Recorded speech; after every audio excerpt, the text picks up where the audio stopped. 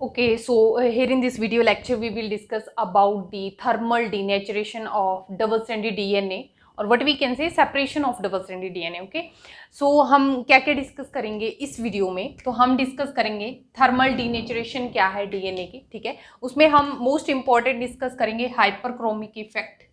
Hyperchromic effect क्या है, ठीक है। मेल्टिंग टेम्परेचर पे हम बात करेंगे, मेल्टिंग टेम्परेचर, और कौन से फैक्टर हैं जो मेजर फैक्टर जो अफेक्ट करता है melting temperature of the DNA, that is GNC का जो प्रोपोर्शन होता है, ठीक है। ये सारी चीजें हम वन बाय वन डिस्कस करेंगे, very important. And so stay tuned with this lecture. Let us start from the denaturation of the DNA. Okay, सबसे पहले हम डिस्कस करते हैं what do you mean by this thermal denaturation और the separation of the double strand DNA. What do you mean by denaturation? जब हम दो strand जो है डीएनए को जब हम उनको सेपरेट कर देते हैं into single stranded DNA, then this is known as the denaturation of the DNA. Okay, and thermal means कि जब हम हीट का यूज करते हैं। ओके, तो क्या देखा गया है कि जब हम डबल स्ट्रैंडेड डीएनए की बात करते हैं, ठीक है, जब हम हीट करके उसको सिंगल स्ट्रैंडेड डीएनए में कन्वर्ट कर रहे हैं, ठीक है, तो it means that is known as thermal denaturation of the DNA. Okay, तो कॉन्सेप्ट वाइज जो है इसको अंडरस्टैंड करते हैं। ओके, ये हमारा डबल स्ट्रैंडेड डीएनए है, ठीक है। Double stranded DNA 3 prime 5 prime and 5 prime 3 prime. Okay, so एक लॉजिक से समझ लेते हैं कि हमारे जो बेसिस हैं, जैसे मान लो ये एडेनिन है, यहाँ पे थाइमिन है। ओके, ग्वानिन के साथ पेयर करता है हमारा साइटोसिन। इस तरह से जो है वो हमारे कॉम्प्लीमेंट्री जो स्ट्रैंड है, एंटी पैरेलल जो स्ट्रैंड है डीएनए के, उनके अंदर जो फोर्स है, ठीक है, दो स्ट्रैंड जो है डीएनए के आपस में बाइंड रहते हैं in the form of double stranded DNA जिसको हम बोलते हैं। ओके, और इनके बीच में जो फोर्स लग रही है, ठीक है, इनको जो अटैच रखती है एक दूसरे के, that is the hydrogen bond. वो कौन सी फोर्स है? यहाँ पे वीक फोर्स है, हाइड्रोजन बॉन्ड।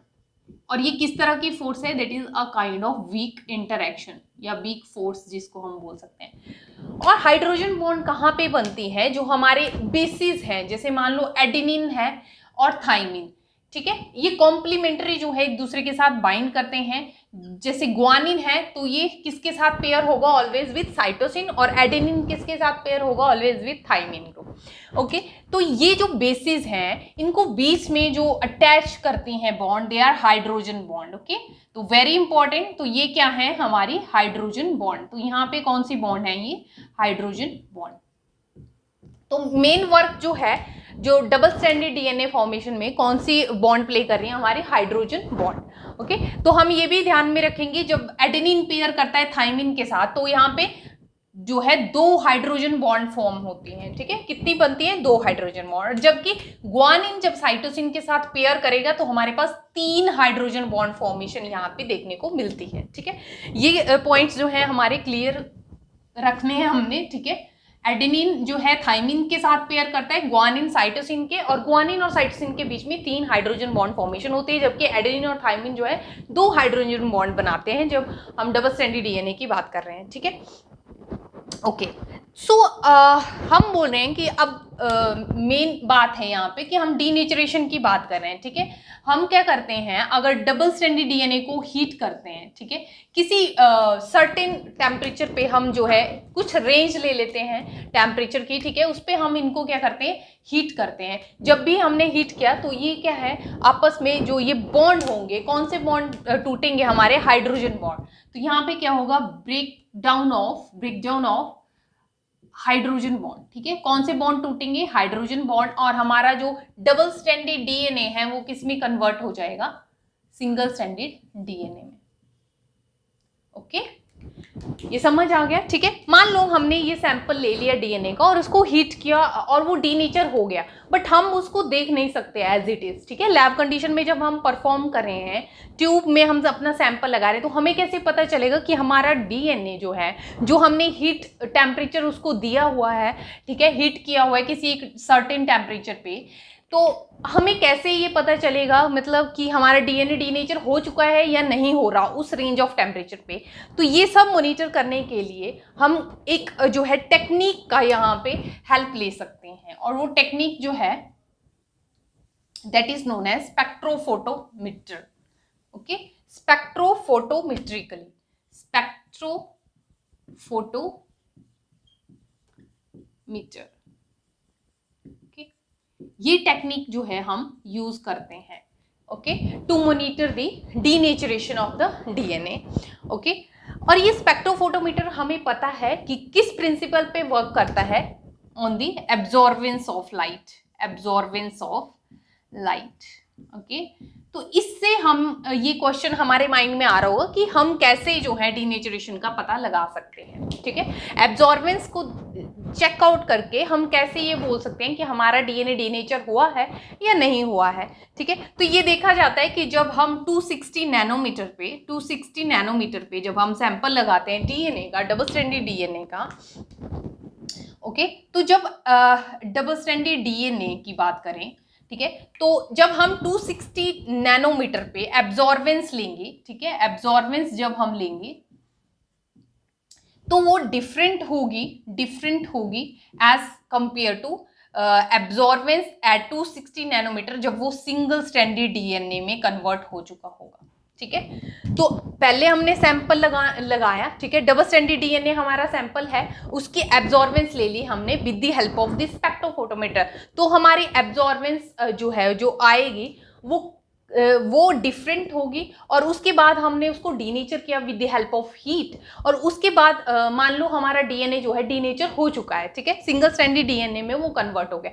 जब हम एब्जॉर्बेंस लेंगे अब इस डीएनए की, जब वो सिंगल स्ट्रैंड में कन्वर्ट हो चुका है, तो एब्जॉर्बेंस जो है वो डिफरेंट आती है. ठीक है, तो इसलिए हम अब यहाँ से क्या पता लगा सकते हैं, हमें पता चल जाएगा कि हमारा जो डीएनए है वो डीनेचर हो चुका है. ठीक है, तो एब्जॉर्बेंस से हम ये पता लगा सकते हैं, क्योंकि जो डबल स्ट्रैंडेड डीएनए है उसकी एब्जॉर्बेंस अलग आएगी as compared to single stranded DNA. तो कौन सी टेक्निक है, स्पेक्ट्रोफोटोमेट्रिकली हम ये चेक कर सकते हैं. तो ऐसा क्यों हो रहा है, ठीक है, हमें ये भी माइंड में आ रहा होगा कि जो हमारा डबल स्ट्रैंडेड डीएनए इसकी जो एब्जॉर्बेंस है, ठीक है, ये डिफरेंट क्यों है हमारे सिंगल स्ट्रैंडेड डीएनए की एब्जॉर्बेंस से. ठीक है, डिफरेंट है, क्यों है, ऐसा क्यों है कि जो हमारा डबल स्ट्रैंडेड डीएनए है वो एब्जॉर्बेंस जो है वो अलग दे रहा है 260 नैनोमीटर पे as compared to single stranded DNA. तो ऐसा किस वजह से होता है, एक लॉजिक समझते हैं यहाँ पे. ठीक है, क्या होता है कि हमारा जब डबल स्ट्रैंडेड डीएनए की हम बात करते हैं, मान लो ये हमारा डबल स्ट्रैंडेड डीएनए है. ओके, तो इसमें जो बेस पेयर होंगे ना, बेसिस जो हैं वो आपस में जुड़े हैं थ्रू हाइड्रोजन बॉन्ड, ये हमें पता है. बट जब हमने इसको डीनेचर किया तो हमने सिंगल स्ट्रैंड में कन्वर्ट कर दिया इसको. ठीक है, अब जो हमारे बेसिस हैं, मान लो जो हमारे एडेनिन है, मान लो यहाँ पे थाइमिन था, ग्वानिन, साइटोसिन.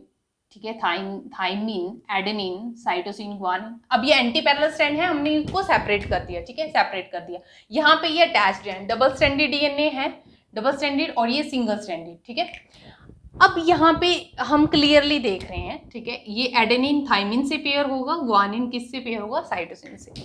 अब यहाँ पे एक चीज़ देखते हैं कि हमारे जो ये बेसिस हैं ना, ये स्टैक्ड हैं. ठीक है, एक दूसरे के साथ अटैच हुए हैं. जब कोई चीज़ आपस में जुड़ी हुई है तो बाहर वाली चीज़ का उस पर इन्फ्लुएंस बहुत कम देखने को मिलता है. ठीक है, जैसे कोई घर ही है जिसमें मेंबर रहते हैं, फैमिली मेंबर, अगर वो एक दूसरे के साथ अटैच रहे तो बाहर से उनको इन्फ्लुएंस करने वाली चीज़ें बहुत कम रहेंगी एज कंपेयर टू जो हमारे बेसिस अलग अलग हैं. मींस अलग अलग कोई मेंबर रह रहे हैं, उतना ही उनको इन्फ्लुएंस करना इजी रहता है. तो यहाँ पे क्या है, बोलना हमें ये चाह रहे हैं कि जब हमारा डबल स्ट्रैंडेड डीएनए है तो इसके जो बेसिस है ना आपस में स्टैक्ड हैं, तो जो एब्जॉर्ब करेंगे ये लाइट, जब इन पे लाइट आएगी तो ये बिल्कुल जो है वो कम एब्जॉर्बेंस शो करेंगे, मतलब इन्फ्लुएंस यहाँ पे कम होगा लाइट का.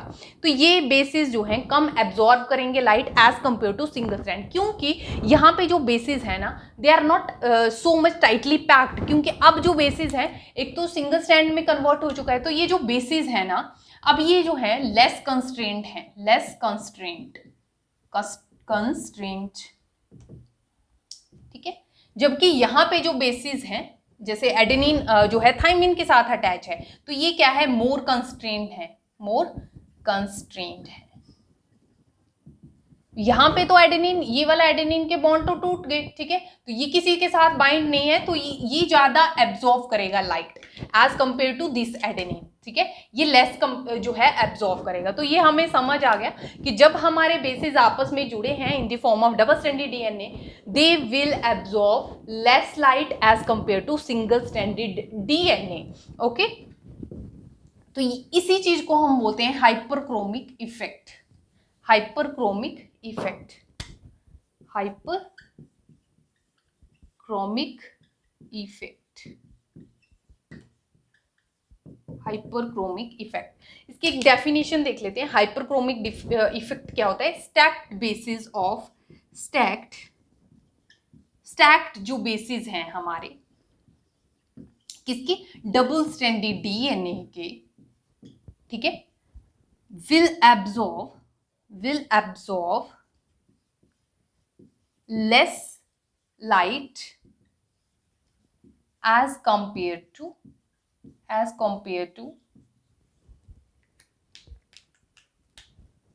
less constrained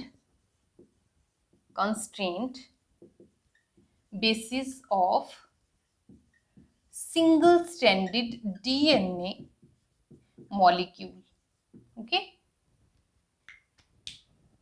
स्टैक्ड बेसिस जो होते हैं दे विल एब्जॉर्व, क्या करेंगे? वो कम लाइट एब्जॉर्व करेंगे एज कंपेयर टू जो कि बेसिस प्रेजेंट है सिंगल स्ट्रैंडेड डीएनए में। ओके, तो क्या होगा? इसका मतलब क्या है कि जब हम डीनेचुरेशन कर रहे हैं, ठीक है, डीएनए को, डबल स्ट्रैंडेड डीएनए को हम सिंगल स्ट्रैंडेड के फॉर्म में लेके आ रहे हैं, तो वहां पे क्या होगा? जो हमारी एब्जॉर्वेंस है, एब्जॉर्वेंस जो होगी अब डीएनए की, एब्जॉर्वेंस ऑफ डीएनए ये इंक्रीज करेगी, ठीक है, as DNA become denatured, as DNA become denatured, and this effect is known as hyperchromic effect. Hyperchromic का इफेक्ट का जो मेन जो मतलब है दैट इज कि जो लाइट की एब्जॉर्वेंस है वो इंक्रीज करेगी जैसे जैसे हमारा डीएनए जो है वो डीनेचर होगा, ठीक है, मतलब डबल स्ट्रैंडेड डीएनए जब सिंगल स्ट्रैंड में कन्वर्ट हो रहा है तो एब्जॉर्वेंस भी जो है वो इंक्रीज करेगी, and this effect is known as hyperchromic effect. Hyper means increase in the absorbance of light. तो यहां से ये हमें टर्म जो है वो क्लियर रखनी है कि what do you mean bye hyperchromic effect. तो अब हम क्लियरली समझ रहे हैं कि जब हमारा सिंगल स्ट्रैंड कन्वर्ट हुआ डीएनए, डबल स्ट्रैंडेड डीएनए किस में कन्वर्ट हो गया? सिंगल स्ट्रैंड में, और उसको बोलेंगे डीनेचुरेशन। और जब ऐसा होता है तो एब्जॉर्बेंस जो है वो इंक्रीज करती है, ठीक है, and this increase in the absorbance of the sample of the DNA is known as hyperchromic effect. Okay, तो अब हम बात करेंगे कर्व की। अब हम क्या करते हैं कि जो हमारा ये एब्जॉर्बेंस है ना, एब्जॉर्बेंस जो हम नोट डाउन कर रहे हैं स्पेक्ट्रोफोटोमीटर की हेल्प से, ठीक है, उस एब्जॉर्बेंस को हम प्लॉट करेंगे अगेंस्ट दी टेम्परेचर, ठीक है, टेम्परेचर और जो एब्जॉर्बेंस है इसको जब हम प्लॉट कर देते हैं तो एक हमारे पास जो है वो ग्राफ बनता है, कर्व आती है, ठीक है, तो वो कुछ इस तरह से बनती है, हम उसको ड्रॉ कर लेते हैं, ठीक है, तो वहीं से हम फिर डिफाइन करेंगे what do you mean by the melting temperature of DNA, ठीक है, ये हमारी कर्व है, यहां से समझ लेते हैं, ठीक है, ये हमारा टेम्परेचर है। हम बोल रहे हैं कि हम टेम्परेचर देंगे तभी तो हमारा डीएनए डीनेचर होगा, ठीक है, तो एक रेंज ऑफ टेम्परेचर हम देंगे जब हमारा डीएनए जो है वो डीनेचर करने के लिए उसको एक टेम्परेचर देंगे। और यहाँ पे एब्जॉर्बेंस क्या है? एब्जॉर्बेंस से तो हम पता लगाते हैं, एब्जॉर्बेंस उसको भी हम नोट डाउन करेंगे at 260 degree nanometer. Okay, 260 nanometer पे एब्जॉर्बेंस है एक साइड, और एक साइड क्या है? टेम्परेचर है। तो ये देखा गया है कि जो हमारा ग्राफ है वो कुछ इस तरह से कर्व शो करता है, ठीक है, इस तरह से एक कर्व बनती है यहाँ पे, ओके, ये कर्व आती है, ठीक है, तो यहाँ पे अगर हम देखें टेम्परेचर है इस साइड 40, 60, ओके, 70, सॉरी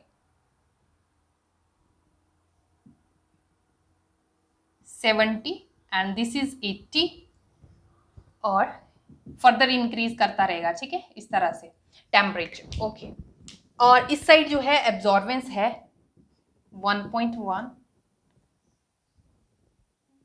1.2, 1.3 इस तरह से एब्जॉर्बेंस है। ओके, सो इस ग्राफ को एक बार समझ लेते हैं।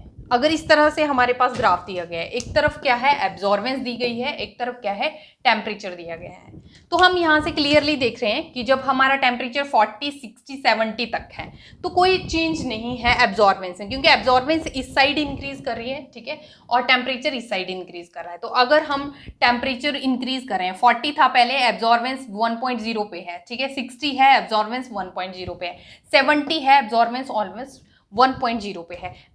जब हम 70 से आगे क्रॉस करें तब हमारी जो एब्जॉर्बेंस है वो ड्रास्टिकली इंक्रीज की है, ठीक है, यहाँ पे ड्रास्टिकली इंक्रीज है हमारी एब्जॉर्बेंस में। तो हम देख रहे हैं कि जब टेम्परेचर जो है अप टू 70 है तब कोई ज़्यादा चेंजेस नहीं है एब्जॉर्बेंस में, बट जब हम 70 से ऊपर जो है टेम्परेचर लेके जा रहे हैं 80 और 90 तक, ठीक है, 100 से बिलो और 70 से अबव जब हमारा टेम्परेचर गया तो हमारा जो एब्जॉर्बेंस है वो ड्रास्टिकली इंक्रीज किया एक टेम्परेचर पे, और उसके बाद जो है वो स्टेशनरी फेज में चला गया। ओके, तो एक सर्टेन रेंज है टेम्परेचर की जब हमारा डीएनए जो है वो मेल्ट होता है। ओके, ये हमें समझ आ गई कर्व। अब इस साइड भी अगर हम देखें तो हम यहाँ पे एक और चीज प्लॉट करते हैं, डिग्री ऑफ डीनेचुरेशन। तो ये लाइन जो है क्या शो कर रही है हमें, डिग्री ऑफ डीनेचुरेशन,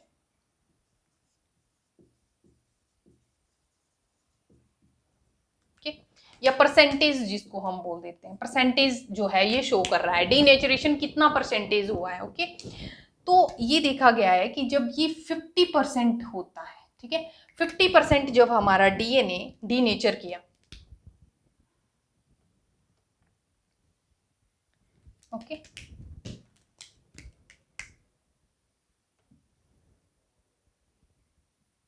यहां पे मान लो इसका 50% है, 50% डीएनए जब हमारा डीनेचर हुआ, ओके, ये देखो, ठीक है, मीन्स अराउंड 80 डिग्री टेम्परेचर जब हम लें, ठीक है, तो हमारा जो 50% जो है वो डीएनए यहाँ पे परसेंटेज बता रहा है कि कितना परसेंट डीएनए डीनेचर हुआ। 50% डीएनए जब डीनेचर हुआ तब जो टेम्परेचर है, तो इसका अगर हम ग्राफ टेम्परेचर पे ड्रॉ करें तो ये जो बीच में टेम्परेचर आ रहा है उसको बोलेंगे हम क्या, melting temperature. This is known as melting temperature. तो अगर हम मेल्टिंग टेम्परेचर की बात करें, ठीक है, what do you mean bye melting temperature, ये कर्व हमने ड्रॉ ही इस वजह से किया कि हमें मेल्टिंग टेम्परेचर जो है समझ आ जाए। तो मेल्टिंग टेम्परेचर में ये कंफ्यूजन नहीं करना कि मेल्टिंग टेम्परेचर का मतलब हम ये सोच सकते हैं कि जब हमारा फुली डीनेचर हो गया DNA, that is not the definition of melting temperature. Melting temperature का मतलब है जब हमारा 50% जो है डीएनए डीनेचर हुआ, 50% ऑफ डीएनए जब हमारा डीनेचर हुआ, ठीक है, उस टेम्परेचर पे, ठीक है, एट टेम्परेचर जब हमारा 50% डीएनए जो है वो डीनेचर हो चुका है, उसको बोलेंगे हम मेल्टिंग टेम्परेचर। ओके, जिसको हम शॉर्ट फॉर्म दे देते हैं टीएम से, मेल्टिंग टेम्परेचर। ओके, तो मेल्टिंग टेम्परेचर क्या हुआ, the temperature at which the 50% of DNA is melted, that is known as the melting temperature of the DNA. Okay, ये clear हो गया। अब बहुत सारे फैक्टर हैं जो मेल्टिंग टेम्परेचर जो है उसको इफेक्ट भी करते हैं, तो इसमें एक जो बहुत ही मेजर फैक्टर जो अपना रोल प्ले करता है, ठीक है, उसको डिस्कस करेंगे कि कौन से फैक्टर जो है मेल्टिंग टेम्परेचर को इफेक्ट करते हैं। मान लो कि हमारे पास बहुत सैंपल हैं, डिफरेंट सैंपल हैं हमारे पास, डिफरेंट सैंपल हैं हमारे पास डीएनए के, ठीक है, उनको हमने मेल्टिंग पे लगाना है, मीन्स डीनेचुरेशन पे लगाना है। तो ये बोलते हैं कि हम ये बता सकते हैं कि कौन सा जो डीएनए है, ठीक है, उसका मेल्टिंग टेम्परेचर ज़्यादा रहेगा, किसी का मेल्टिंग टेम्परेचर कम रह सकता है, ठीक है। तो वो किस पे डिपेंड करता है, इसकी जी और सी के प्रपोर्शन पे डिपेंड करता है। जी और सी क्या है, ग्वानिन और साइटोसिन, इन दोनों की परसेंटेज कितनी है हमारे सीक्वेंस ऑफ द डीएनए पे, उस पे डिपेंड करेगा इसका मेल्टिंग टेम्परेचर।